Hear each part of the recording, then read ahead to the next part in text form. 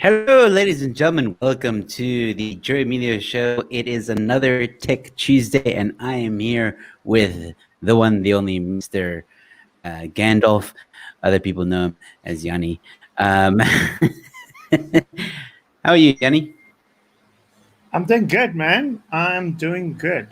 It's been a interesting 2 weeks since we last had a show, and since I have been free from WhatsApp and and Facebook on my phone, and my battery still Yes. lasts long. So yeah, For those of you who I'm don't beginning know, to like Telegram.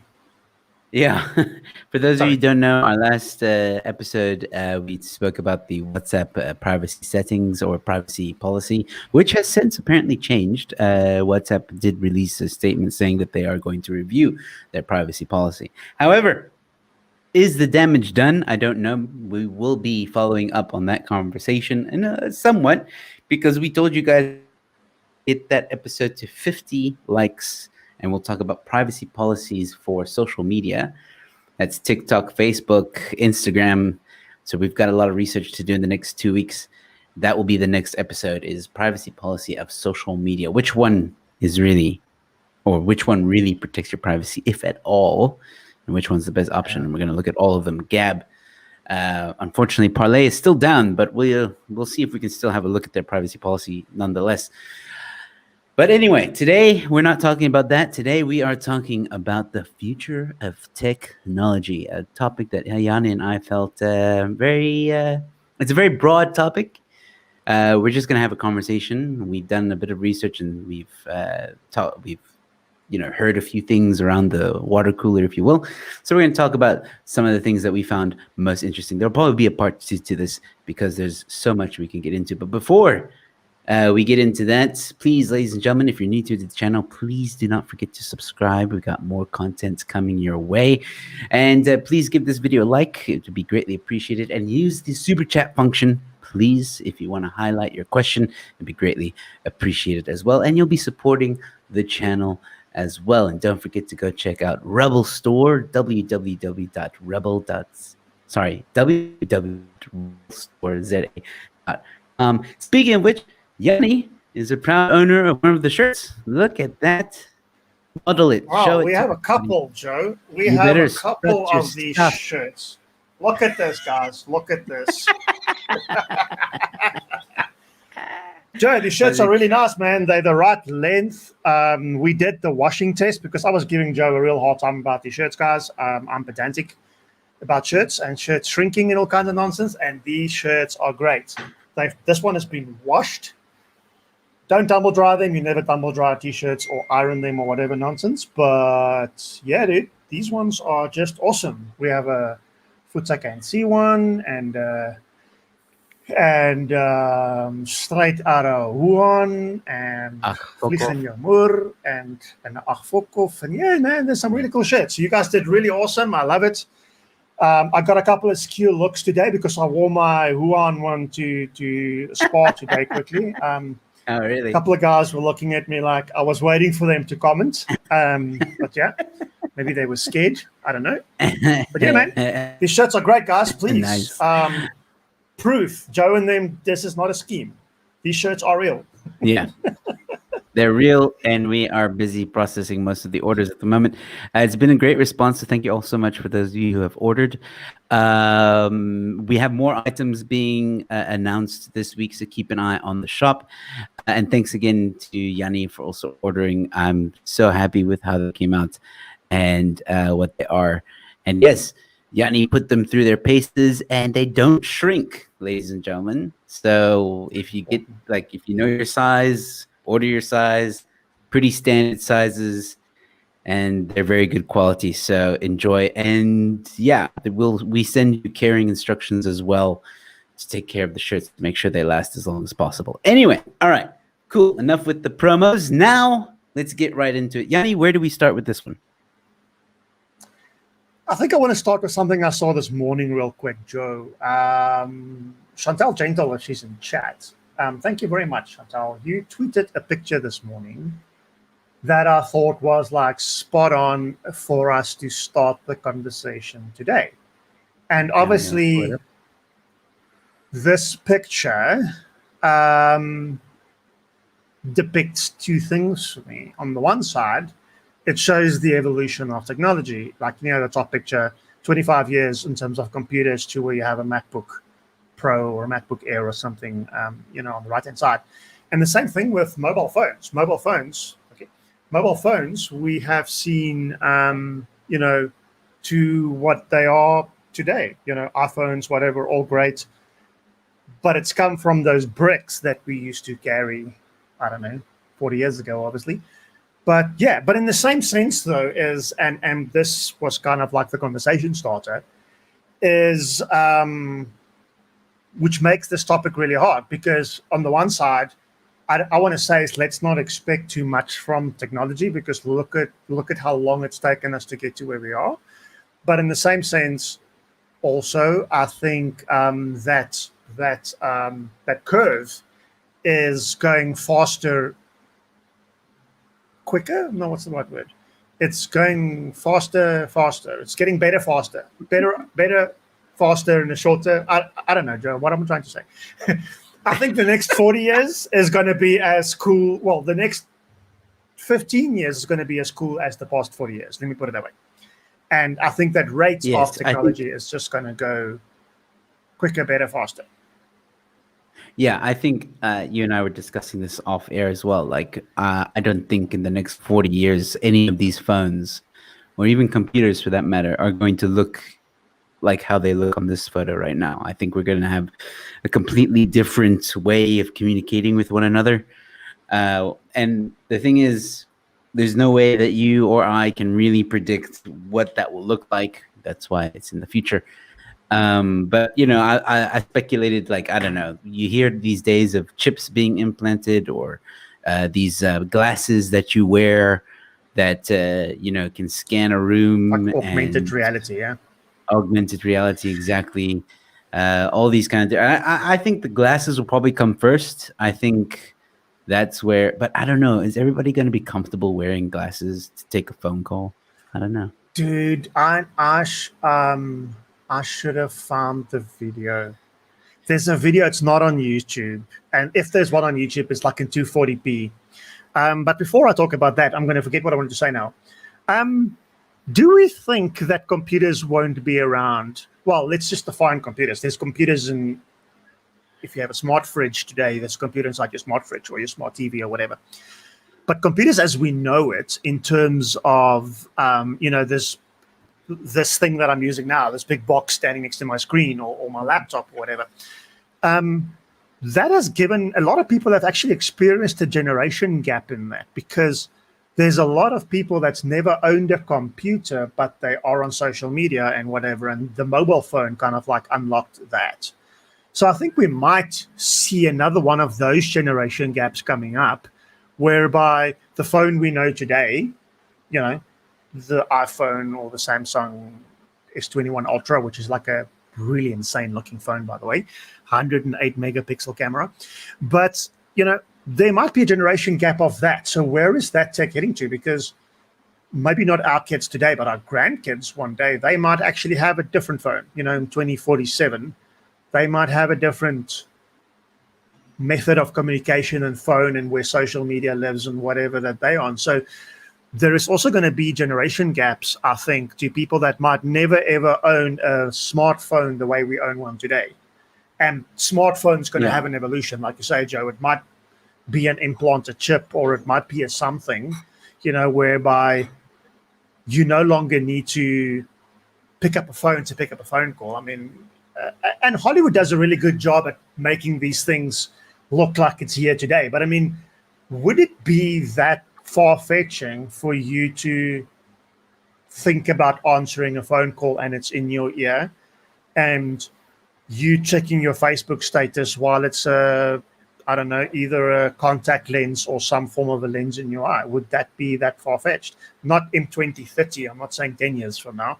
But I'm saying maybe like in 2070 or something, that might be like mainstream. A lot of these cool things exist today, but it exists either under some R&D project or whatever. So yes, the research proved that it's possible, but it's not financially viable, because well, the cost is horrifically expensive, but also the adoption. You need people to adopt the technology. There's if people don't adopt technology, you end up not selling it. Well, one, you're not getting your return on investment, which doesn't go back into R&D. But in the same sense, though, is as long as we have competing technologies out there, which I think is a good thing, it's also a bad thing, because you'll have Xbox and PlayStation. Which one is best?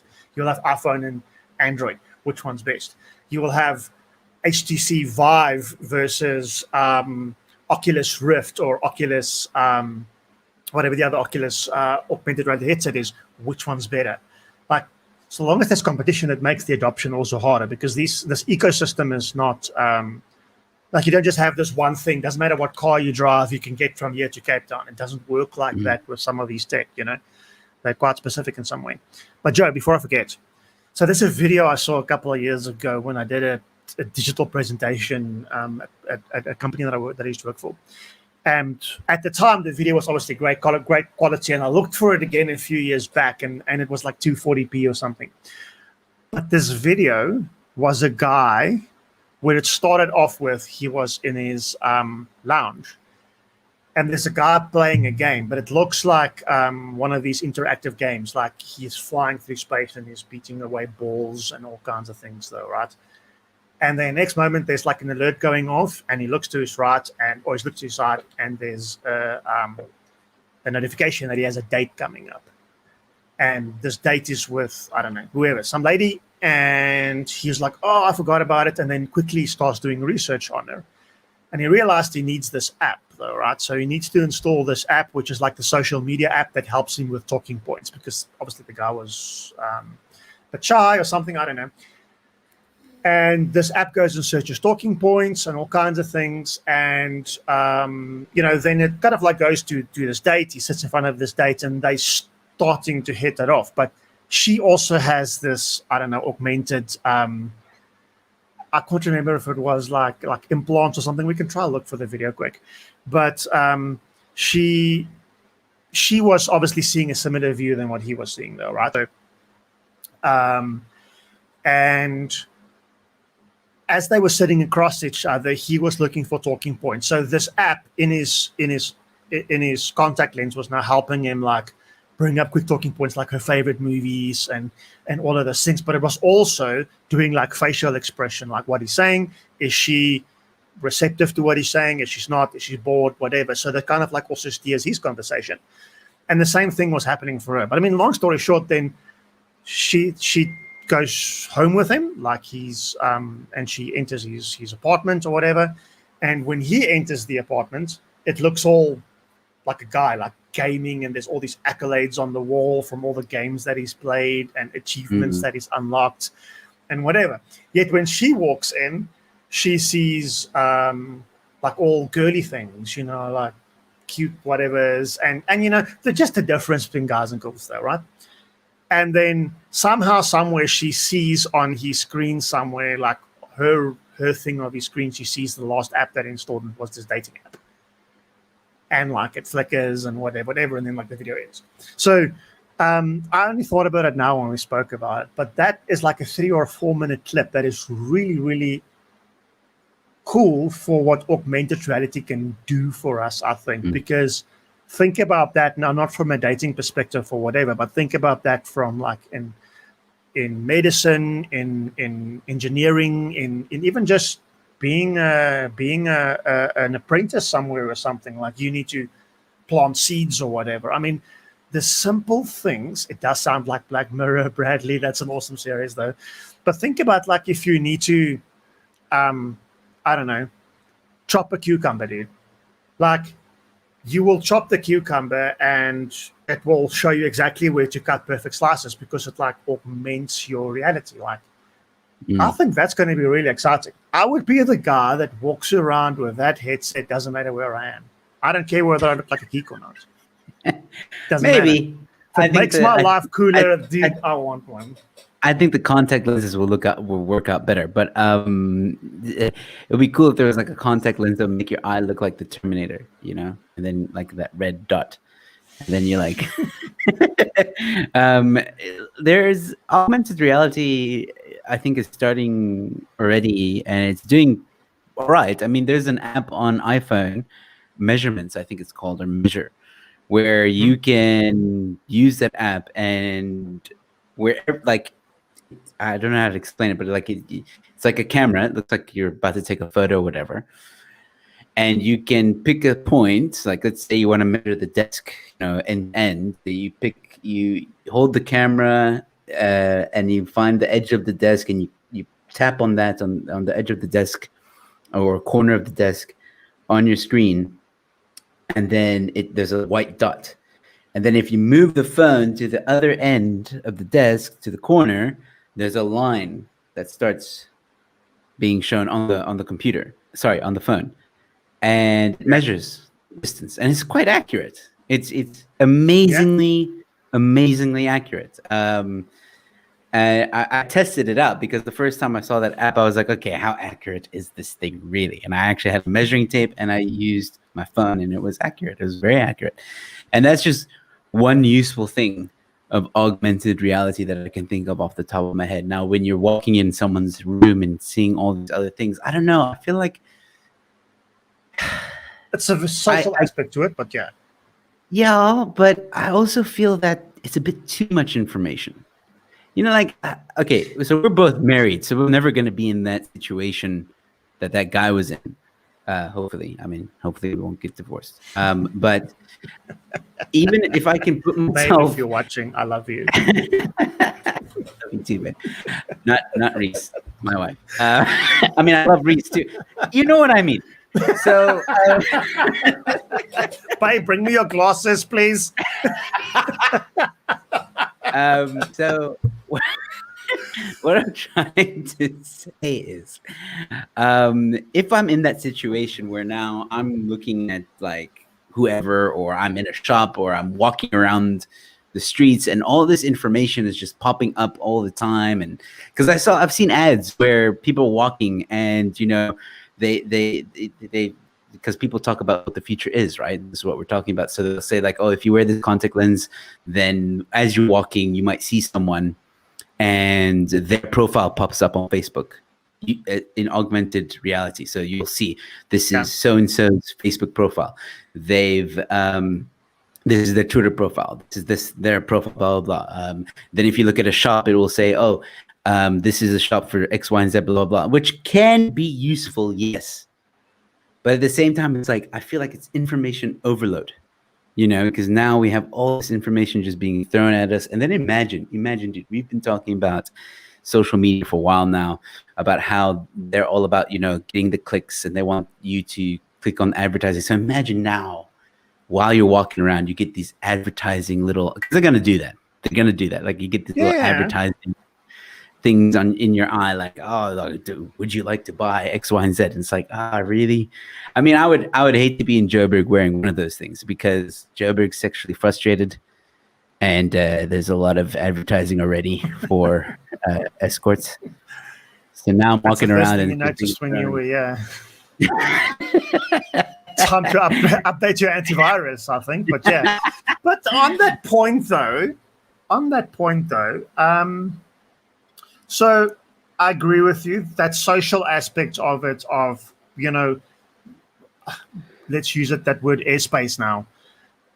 Portions of that airspace is going to be free again, and how ads pick up, and everybody will try and monetize or monopolize that airspace that you have, with ads and with whatever to grab your attention. So, no, true, that would be, there's going to be an app for that again, I suppose, to like filter all those things out. But there's an app for everything. Okay, so that's going to be interesting, right? Using, like, when you wear this contact lens, right? Let's say you wear this contact lens. Now it's augmented reality. Now there obviously needs to be like a menu, right? That's going to be cool. Yeah. Then you're like Iron Man. That the stuff, and then he's doing this in the air, and he pinches this and it moves that, and I think I would imagine that you could do the same with augmented reality when you're wearing the contact lens. where if you do a pinch in the air, then it maybe pops up a menu, and you scroll through the menu. Okay, my apps. Okay, cool. So if I do, I don't know, that, my apps pop up. And then I'm like, okay, I want Mr. Delivery, da-da-da. Okay, I want to order this, da-da-da. Like, you're just standing there. So if you imagine for 1 second while you're walking in the street, you have people doing this in the air. I saw this coming and I was ill prepared. Ow.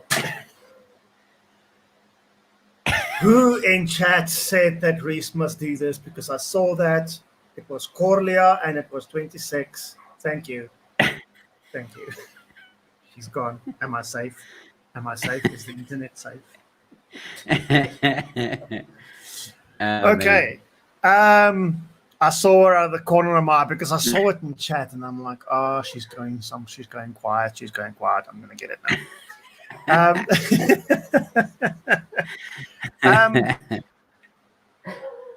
I agree with you on that. So I think, the thing is, I think there's a lot of good use cases for where augmented reality and things does come in, though.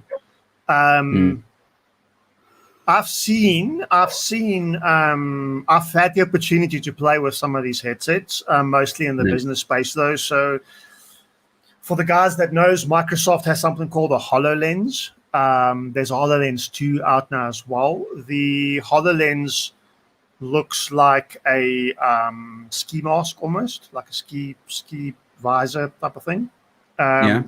Very, very cool. And I also played with that about 5 years ago in the States at a Microsoft convention, a massive convention. Dude, this convention was so big. There was like 25,000 people there at the time. Sure. It took me, like by the third day, I figured out where the canteen was, where you could get food and whatever. Although it's not like I went hungry for 3 days. No, the bathroom was all over. But how they... No. That I figured out. That was luckily marked, But I would love to know the stats, because at a Microsoft convention, I've never seen them give away so many free packets of chips and Cokes and cool drinks and whatever, because outside every room there's you can get like snackies and stuff, which is why I didn't die from hunger, which is okay, because I only found the canteen like on day 3. But I've also never seen so many guys with Apple MacBooks at a Microsoft convention. But anyway, at this convention, I saw demos being done. There's a company in the US called Lowe's. They are very much like our Leroy Merlin or Builders Warehouse or whatever. And what you do with Lowe's is they have something very much Pinterest-like. So you would go and say, okay, cool, these are photos of my room or whatever, and you share those photos with them, and then you get like a consultant assigned to you, and they have something very similar to Pinterest, the Pinterest where you like pin photos and whatever, and you start sharing ideas with them, like what ideas you have in terms of Pinterest and stuff, or like ideas for your room, like if you want to do like a room renovation or a house reno or whatever. Let's use a kitchen as an example. And then they would pre-populate some stuff for you. So on the day when you're there, they hand you a HoloLens. You put the HoloLens up, and then you're inside this virtual kitchen. But they have an actual blank white green screen, almost, not green, but white kitchen there. So there's a kitchen, there's a fridge, there's a little thing in the middle, your average kitchen. But then augmented reality would overlay all your ideas, your choices of whatever over onto this. And then you can decide, okay, no, wait, this thing's too low. I want to make this a bit higher. I don't like these knobs. I want this knob to be, a different one. Yeah, and all of that is integrated into their system. So you can choose the different knobs that they have on stock and whatever. And then when you're done, they export that for you, and then you have your list. But something else that was cool from me was that the HoloLens, or that specific lens, tracks your eyeballs and it tracks where you are looking at and what people look at the most when they look at the kitchen. Do they look at the fridge? Do they look at the basin? Do they look at whatever first? And that then segued into something that they're doing with Volvo around driving. and all of those type of things. You standing still on my screen? Are you? No, I'm just fine. pausing? Oh, okay, I'm cool. just I thought you listening. I thought you were like frozen there. I'm like, okay, wait, am I boring you? But anyway, they No. had this thing with a kid driving where they recorded a kid and a race driver with a HoloLens on. The HoloLens was just recording. They were not doing anything augmented, and they were just showing how it tracks your eyeballs. And a kid, what I mean with a kid is I'm talking about an 18-year-old starting to drive, though, right? And where they look at when you drive. Now, a race driver obviously is on the opposite end, but even you know, Joe, when you drive to the shop, you're not looking everywhere like, am I going to No. drive over this? Am I driving over that? You kind of like look over there, and you take in everything when you drive. Race drivers just does that 10 times further and 10 times faster. But the kid, like his eyes was everywhere, was looking at the little, stone in the road, and he was looking at this and looking at that. So there's very interesting uses for these augmented reality headsets and things from a learning perspective, because all of a sudden you have a virtual training room, a virtual training room, and you can give very cool training to people, but you also get rich feedback that you would not normally get, because in the end, everybody fills out the little thing that says, rate my training. Was the content relevant? 1 to 10. Would you recommend this 1 to 10? That's all nonsense. It's more valuable for you to see, like, did somebody actually understand that they consume? Where were they looking? What was, there's a lot of rich info you can extract on that. So, well, that in order to do some case studies, that technology would be very useful. This case studies that show like 99% of all women look at the ground, while 85% of men look at the sky before they get into a car. All right, so I just want to talk about some of the comments here. There was one that caught my eye. Gentle Inflatables, who has joined us. Thank you, Chantel, for joining us. Chantal, sorry. Most grocery stores have digital price tags and labels. Now, I'm assuming you mean digital, like I've seen them. it's not a sticker. Yeah, it's not a sticker. Yeah, it's like a little LCD display or something. Yeah, so it can change on the fly. Random. And then Bradley Cook saying, look at the movie Player One, the concept that a certain percentage of the visual fields can be monetized before a AR player loses sense of their field of vision. Very interesting. I haven't seen Player One. That. Dude, I must why? Player 2 is coming out. Ready Player 2 is coming out. Is it on Plex? You need to watch Ready. Yes. Okay, then I'll watch it. See? It's on the super secret movie server.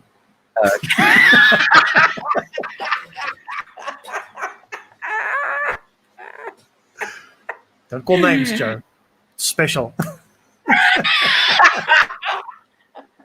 I didn't know it was a secret. Okay, fine. Sorry. Secret. Never mind.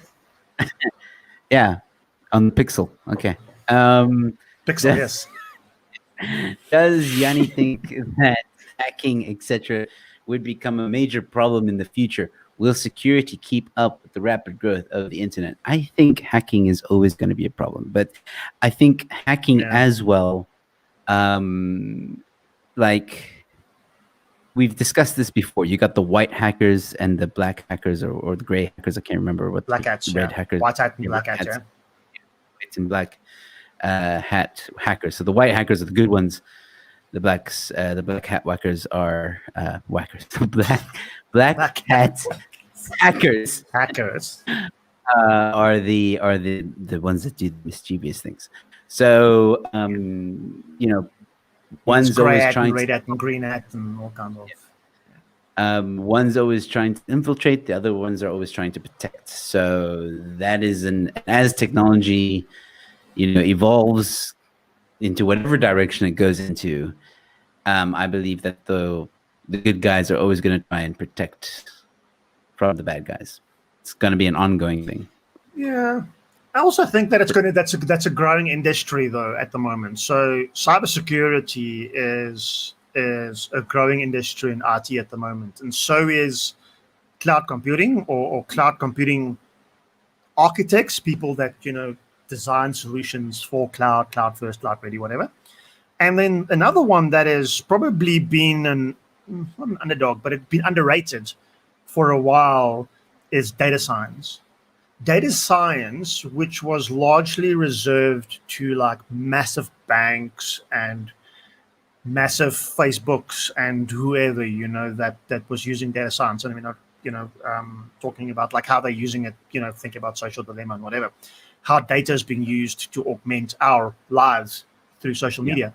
But data science has now started entering, and in being a data scientist is something that is, for me, as prestigious, if that's the right word, as like what it means to have a PhD in something, right? Because when you're a data scientist, it means you studied the field of data over some years, but also then companies are now employing data scientists to do data science type work for companies, for mining companies, for retail companies, for whatever. So I think back to that is though, yes. So with that, cybersecurity is going to be a forever growing role in that case. But I think very much the same way. I can't remember what the question was. It Bradley or somebody? I forgot now. So it was in 26. Data science, I think, cybersecurity. I think, back to your question. I think we'll always have that. I just think that it's going to evolve way more complex. Hackers 10 years from now is going to be way cleverer, way smarter than what hackers, sorry, Afrikaans, way smarter than what hackers are today. And again, technology unlocks that though, right? So as an example, about 5 years ago, we did an exercise to do password strength testing, okay? Where we took 10,000 user accounts and we could crack about 80% of those user accounts' passwords within the first 4 hours, up to about 90 or 97% of those passwords within the first 3 days, and about 99 point something percent within the first 7 days, okay? We did that on a gaming PC, for lack of a better word, because gaming PCs have GPUs in them, graphic processing units. Yeah. Like, for the gamers out there, NVIDIA RTX 1080s at the time, probably 1080 Ti or something. Nowadays, there's 3080 Ti's, 3090s. Those things are like leaps and bounds faster every time a new generation comes out. So that machine we used had 4 cards in it, 4 graphic cards in it, right? Strung together to do numeric computing. 2 years later, we did the same test on a computer that cost a quarter of the price with 4 times the performance. And we pretty much condensed all of that testing into 3 days, still cracking all passwords and whatever in 3 days. All we were trying to prove, though, is that the passwords we think we know, like an 8-character password with uppercase and lowercase and a cat, is nonsense. Don't think about passwords like that. Think about passwords in phrases. Having a 18 or a 19 character password, even if it's just lowercase and maybe a space in there, is far stronger numerically than what a 8-character I at W3 whatever nonsense passwords, because that's not that strong. Damn, anyway. Now I want to feel like changing all my passwords. It's a good idea. And guys, don't use the same password for every website, please, because when one website gets hacked and your email leaks out, it gets used everywhere. This is going to go into a bit of a different conversation now, but okay, so you're telling me that when a website tells you choose 8 characters with a number, with a special character, and at least 8, if you do 8 characters, it's not enough, even if you like. No. So, okay. It's when you called say entropy, phrases, password entropy. yeah, but when you say phrases, okay, sorry, I'm interrupting you. There's a bit of a lag. Sorry. When you say phrases, right? So you mean like, Humpty Dumpty sat on a wall. If that's my password, I went to Spa today with a space in between. Okay, everything lowercase. but it doesn't allow you far stronger. Then put a dash in. Then don't put spaces in. A space in a password is a very, very good thing if you can use it, because a space is just a very good thing to use in passwords. For now, in 2021, the space in the password is actually quite good. But the fact that your password's that long, it's called password entropy. It's a mathematical thing. You can calculate it. I've built calculations for these things to figure out entropy and bits of entropy and whatever. It's really awesome when you take how hard it is for a password with a very high entropy versus a password you think that's secure that's got a low entropy. So entropy, ENTROPY. when sometimes,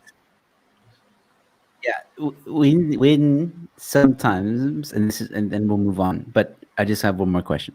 When sometimes you are about to create an account for, whatever accounts, right? And they say, choose password, 8 characters, blah, blah, blah. Some of them have a bar. And as you're typing your password, it goes weak, strong, stronger, whatever. So that bar is BS.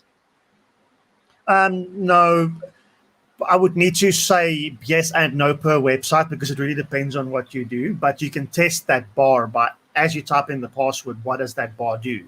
So using a password with long entropy, and there's websites that will tell you whether your password entropy is not long, sorry, high.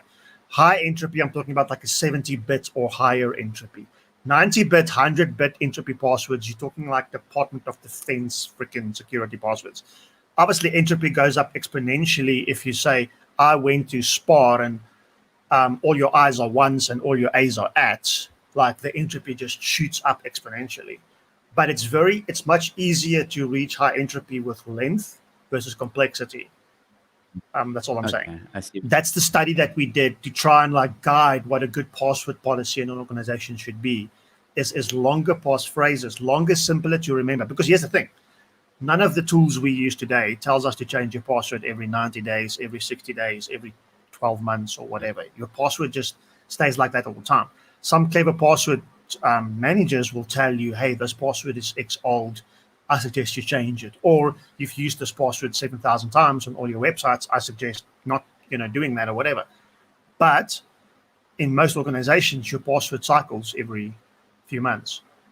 Now, the industry norm is between 30 and 90 days. Some companies are like once a month. Some companies are like once every 3 months. Some companies might be once every 6 months.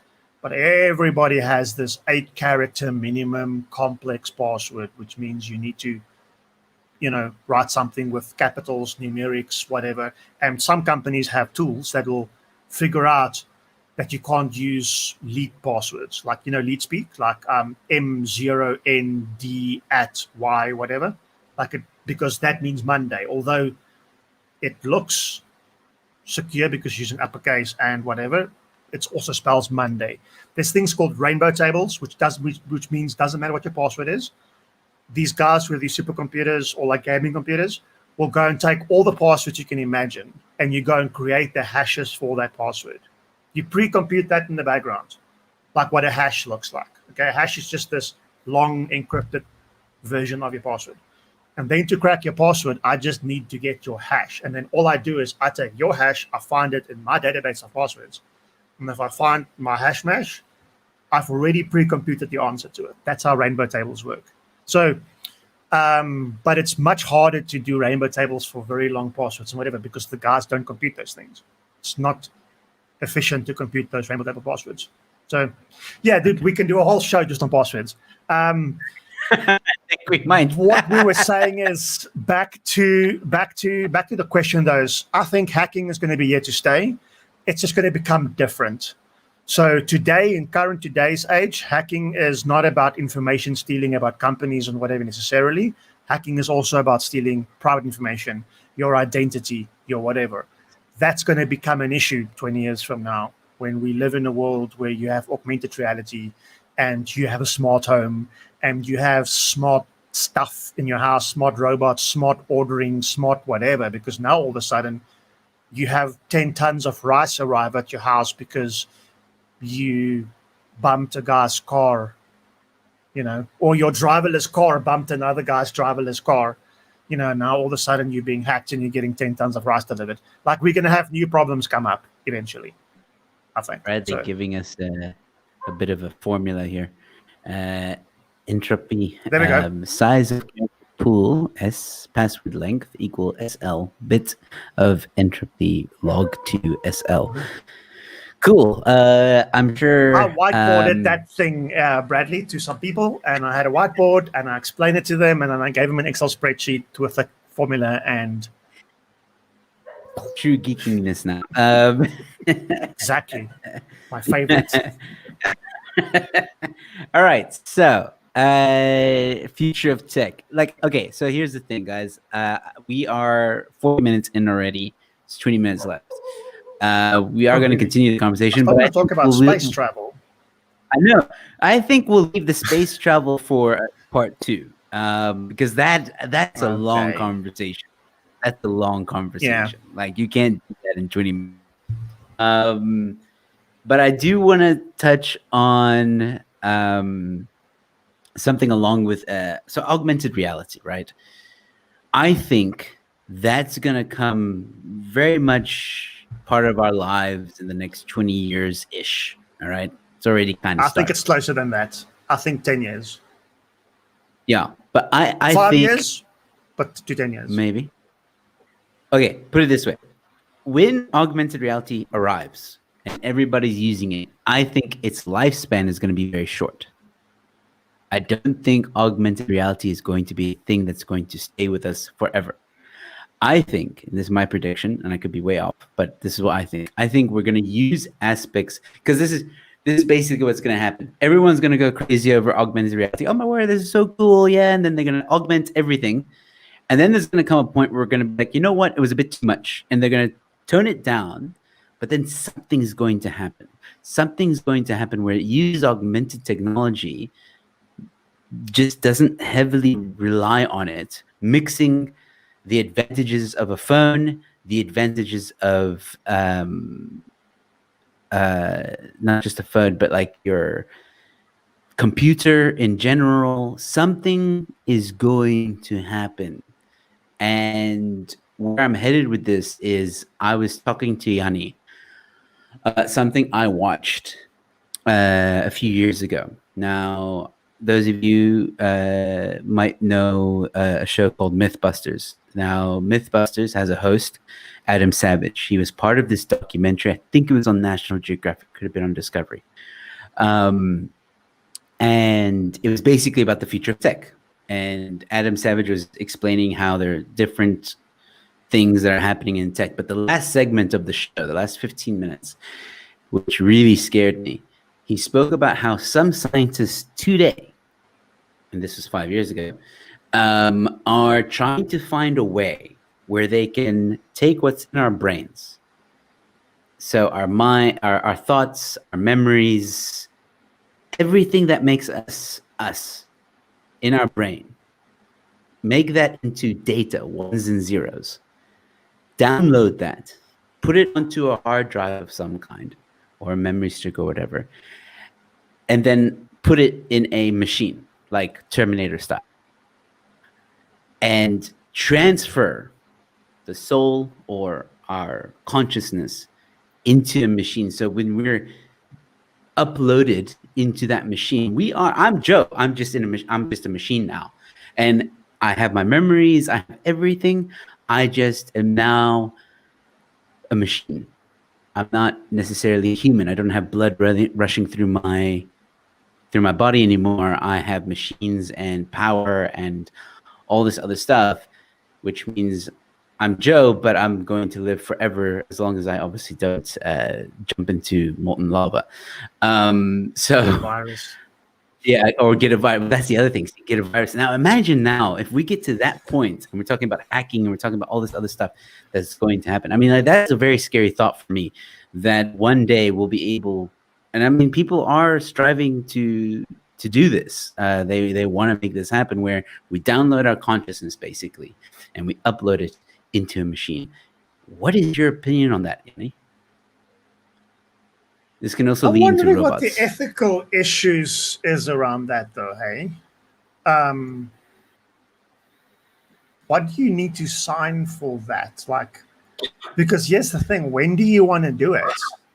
Like, do you want to do that when you're, like, on your deathbed? or do I you think want to so. do it like now when you're in your prime, like, okay, cool, save me now and then revive me in 2049, please. Put me up then. So, right? Like, No, I think what is the ethical I, decisions that gets taken around that? Because are you killing a human being in the process? I don't think he went into that in the show, but I mean, I would imagine he did speak of like how some people have actually signed up. I think, if I Some remember people correctly, signed some up for people, cryogenic freezing their brains and whatever stuff like in the 80s yeah, already. So, I mean, you're yeah. going to have So people when the stick their technology hand up. catches up, they can. I don't know how because they're frozen. I think they're dead. Once you're dead, you're dead. But anyway, I think we're gonna have options like a donor. If I die Oh, and I what want was to that? donate some of my organs, then if I die in a car crash and some of my organs are able to be donated, we'll donate them. But if I live a Yeah. fulfilling life and I'm on my deathbed and I say, you know what, I'm not ready to exit just yet. I don't want to. Get off the off ramp just yet. I wanna live for another few years. But then you know what's really cock about that? I think is if you like, put yourself in as a machine. Let's pretend. I don't want to Let's, be a MacBook. That's what sure. I want to be upgradable wait, though throughout my wait. life.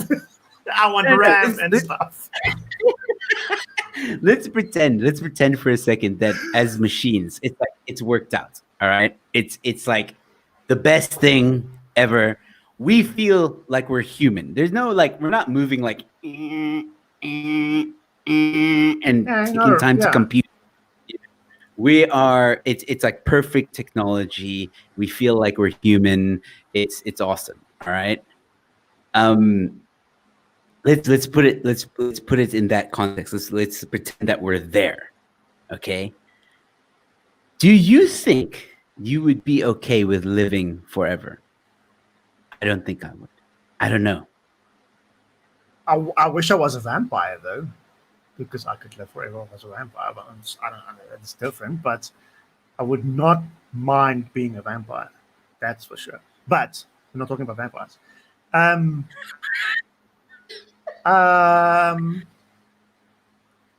I would certainly like to live longer than what I know I am going to live, assuming I'm going to live to 80 or something years old. Unless, well, yeah, different talking point. But I wouldn't mind living to like 2100 or something, or a little bit past that. The century. We're gonna live for like 100 20, years. 140 years. I'll be 140 years in 2020. 2020, 21, 21. In 21, 21, I will be 140 years. So, so here's the thing though. What do you think would the human mind be going through at that point in time? Because imagine you had to do that right now, back yourself up. And it'll be a point in time backup that's not going to get restored in 2120. Okay. Do you think? See, there's an aspect of consciousness missing for me, yeah, because the whole thing, even with AI and whatever, there's no consciousness. There's no what's the right word? Emotion to that. So I don't know. Maybe it'll be fine, but what will it be You're with worried though about if you don't have consciousness and emotion? you're worried about the tech as it is now, right? I'm saying let's jump ahead. The tech is perfect. Feel emotion. They've worked out the kinks. They've worked out the algorithms. They've worked out all that shit. So we feel human. All right. We wouldn't know the difference. Are you okay with knowing that unless you jump into a molten lava, that you won't die? And for me, Bulletproof. yes, to a certain extent, I would enjoy an extra maybe 100 years or so, maybe. But I think there will be a point. Like look at Byzantine Man. Guy didn't die, always seeing the people he loved. Like now, obviously, if the rest of the world, half of the population, for argument's sake, is our machines in a sense, that's different. So you won't experience as much loss as in the beginning. But I don't know, man. I'm gonna get tired. Like if some people can't die, like if I don't know, I feel like all things need to come to an end. The natural way of life is things come to an end. So I think that at some point, I'm gonna want, I'm gonna be like, you know what, I'm done. I'm good. I now want to get off the off ramp, and that is gonna be interesting with how you're allowed, because technically how does stick die? that's suicide. Yeah. So now we're going to redefine suicide in the future. Like when it gets to that point, we're going to redefine suicide. We're going to redefine a lot of things, what it is to be dead, and can you just like, is there a button somewhere? Or do you just take off your power bank? It's going to be interesting. What? Yeah, I don't think what new problems would you create for the world though? Because I mean, obviously, imagine as a robot at the time, because you'll be a bionic organism, I guess, in a way. Then maybe that's two words you shouldn't use together though, because it's two different things. Organism though is different. Like Bradley saying here, start becoming biotech. They have already replaced the pig's heart with a piece of tech. See, like that's bio, where you're half machine, half human, whatever, or half flesh, half yeah. Or how machines interact with human. I'm talking about complete machine. Like this in this almost thing like that I RoboCop, watched. Almost further than RoboCop. Yeah. Like they will be able to put skin on your skeleton robot thing, but inside you are all machine. Terminator, man. Yeah, pretty much. Yeah, and that's some scary crap. Like and people are working towards Judgment Day. People are working towards this. This was the crazy. Like people, like this all sounds like scary, but I saw this in the documentary with Adam Savage. People are working towards this. There's this. I think as humans, we always have this strive to want to live forever, and these kinds of people are trying to make that happen. Now, obviously, I've had Wotan on the show, and he's very knowledgeable in what's it called? AI and mentioned all kinds of stuff. Now he not believes, he knows that kind of technology to get there is yonks away, like another 100 years maybe. So it won't happen in our lifetime. I don't think it's close. Yeah. But I mean, but we can talk about it. I mean, the idea of it. Yeah. I think there's what do you call this? Generations. We're a couple of generations out. I don't know. Because on the one side, what does it mean from a population perspective, though, when the Earth is now consumed by these? What do you call that? A robot? It's not a robot. It's a robot, technically, I guess. I don't know. It's not this robot. Like, let me show this. This will be a nice segue. All right. So, what was that thing? Ex Machina. It's not. We're not talking about this. Like, you're not going to be uploaded into a machine like this. This is. No, that'll be a bit stupid. It will be far more advanced than this. This is where we're at now. Yeah. This is where we're at now. These are the robots designing the robots. Like you move, it notices you, it blinks, says hi sir, it gives you a glass of water. That's literally all it knows. And maybe knows how to put the water down. Maybe it can do a few other things, right? So this is Samsung's tech that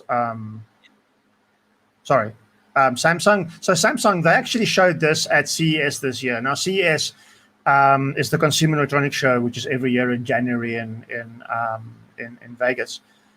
This year it was virtual, obviously because of COVID-19 regulations and stuff like that. But Samsung demonstrated that one you saw there is called Bot Handy, which is a robotic arm that can like do things, physical things, like pick up laundry, load the dishwasher, set the table, pour wine. It does just that. It's a helping hand using camera and AI, obviously. Although AI is a very loose word when people use that, but using camera and AI technology, it's kind of like aware of its surrounds. But there's another one which is not in that picture now, which is called Bot Care. And bot care is if Siri or one of these things was a robot, it would be like that next evolution of it, which is, I think, gonna be really cool. Yeah, And like they a demonstrated personal. that this year, dude, and they gave it like 5 years.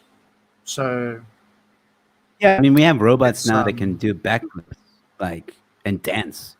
There's a video not so long yeah. ago that was released. But again, I mean, the things with that is I don't want to downplay those things though, is a lot of those robots are like one-trick ponies though, right? Because it can do only that one thing or that one type of thing. Because there's also that video doing the rounds of robots killing people and whatever. But it's all FX, that robot that like points the gun at a person, then Yeah, doesn't but shoot him. that's the movie Terminator. People stop spreading fake news. Know the difference between a movie. It's Terminator. It's not real. No.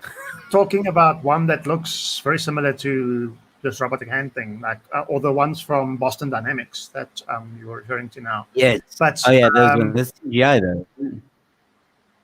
yeah, that was They're CGI. not I'm saying it's real. all FX. It's not real. It's not real. Yeah.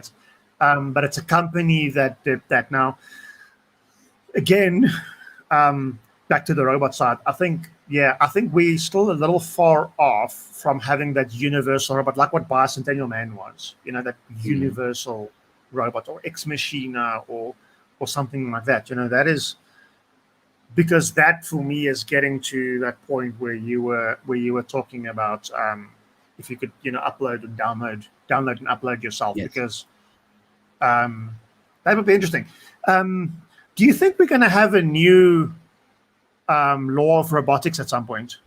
You know, the law Absolutely. of robotics, because the law of robotics was written at a time before we had It was written during iRobot. AI. I saw that documentary. During iRobot. It was written by somebody very long time ago. What's the guy's name? Asimov's 3 laws is a robot may not injure a human being. A robot must obey all the orders that a human being gives it. And a robot must protect its own existence so long as the protection does not conflict with the first or second law. So, but at some point, AI needs to. And the reason why I'm mentioning that is let's just step into. I know we're keeping space travel, but let's talk about transport real quick, because if there's 2 things I think that's going to advance or 3 things that's going to advance quite a bit over the next 10 to 20 years, it's robotics and what robotics means for us. Travel and transport, and then also medicine, and we touched on medicine and things, probably not so much, but the prosthetics and all those things. But a couple of years ago, electric vehicles, like 6 years ago, electric vehicles, what's it on? Like in 2014, the stat was that there was like 300,000 electric vehicles around the world. In 2019, 5 years later, that stat was 2.3 million. Now, the projected thing at the time was that by 2025, global EV sales would surpass 10 million. So I'm not saying there's 10 million vehicles. I'm just saying 10 million vehicles being sold per year. So electric vehicles is eventually going to ruin fossil fuels and V8s and all these things for us, But then there's also driverless cars and the stuff like Tesla's doing and all that type of stuff. Now, obviously, a driverless car, what people don't understand is driverless cars is very, very hard to do, because you have one thing that needs to look out for itself in this world of random with people and whatever. I think in a future state where we have driverless cars everywhere and flying cars and whatever we want, in smart cities where the roads are intelligent, where everything's intelligent and sensory information going around everywhere, you will no longer have things like road traffic jams and all kinds of things, because everything will just work in a pre-calculated way. Like, even though we're going to, all those things will happen. But while we're in this transition period where there's normal cars and smart cars and whatever, and what I mean with smart cars, driverless cars that can take some decisions on its own, at what, like, if you've ever been in a car accident and you swerve out or you don't swerve out, or that, you know, that thing that goes through your mind once you've been in this car accident. I'm not, and I mean, somebody might have been hurt, somebody might have not been hurt, somebody might have died, whatever. But like, you as a human being make that decision though, right? And sometimes you make the wrong one, whatever, because it's a reaction, it's survival. How do you teach that to a car that's doing that? And at what point should the car protect your life over the other car it's going to crash into or something? So, I mean, these are problems I don't think we have the answers for yet. And I'm not going to be the one solving it. All right, wait. But I mean, so I gotta stop you there. You hit the hour mark. Want to keep this to an hour because I've just come up with something I think is very exciting for us. Jannie, I'm going to propose this to you. Let's make this a series of Tech Tuesday, the future of tech. Okay. So our next future of tech will be after next week. Not after next week, sorry, after the next. So in 2 weeks' time, we're going to have the whole policy thing with privacy, the social media and stuff. This is the privacy policy thing. That's in 2 weeks from now. So in 4 weeks' time, we'll start the series Future of Tech, all right? And we'll choose a topic because obviously we tried to, like, we wanted to talk about so much more. And we got deviated quite a bit. And not a problem at all. I think it just shows how much there is to talk about this topic. And I think if we can hone in on, let's say, what you're talking about now, future of tech, transportation. And we talk about, okay, these are the possibilities, you know, makes it also easier for researching, like leading up to the episode. So, you know, we can say, okay, so Apple's thinking about doing this, while Samsung's thinking about doing this, or Amazon's thinking about doing this. And, you know, drones will be the way things are delivered from now on, you know, that kind of stuff. We'll talk about all that stuff. And then the following one we'll do space travel. Then the next one we'll do biotech. And the next time we'll do something else, medicine. I think that will be a nice little series. Keep it an hour each. The future of tech, because again, there's like so much we can talk about. What do you think of that? Do you want to do that? Yeah, dude, I think that's a really good idea because this was, as exciting as this topic is for me, this was really hard for me to research because it doesn't matter how much I've researched with this and how big my notes is on this.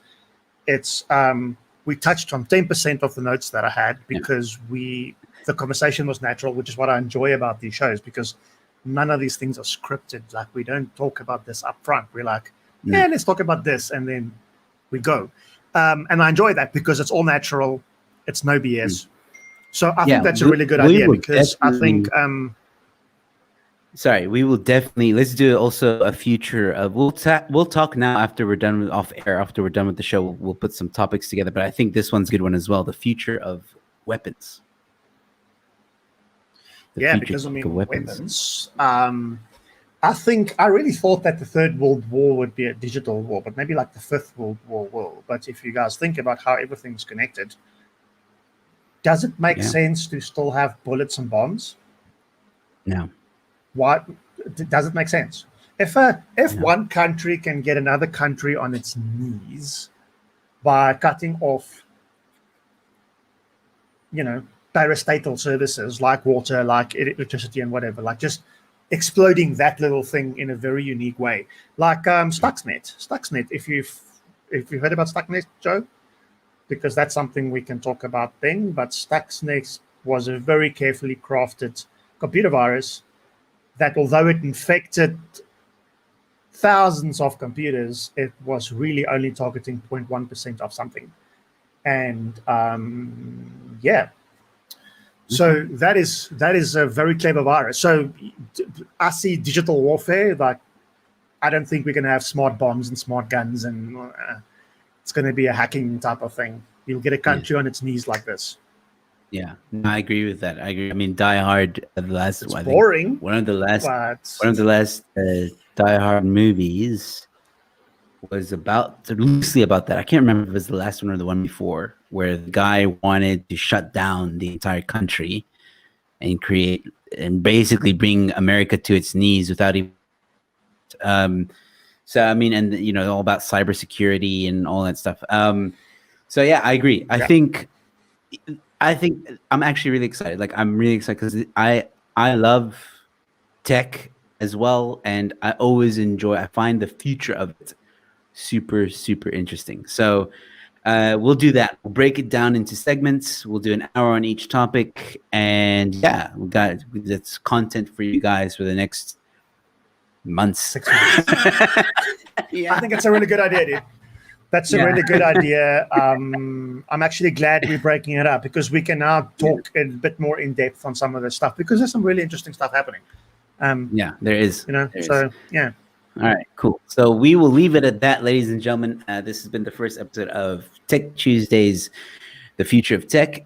Maybe if there's other topics as well that come up, like, WhatsApp's privacy policy again, then we'll do an extra episode 1 week or whatever. But for now, we'll stick to the theme. Like I said, next episode, which is in 2 weeks, we're going to be talking about the privacy policy of social media, which one, if any, really are really that private. We'll be looking at Facebook, Instagram, Twitter, Gab, and Parler, and MeWe, I believe. So we're going to be looking at that.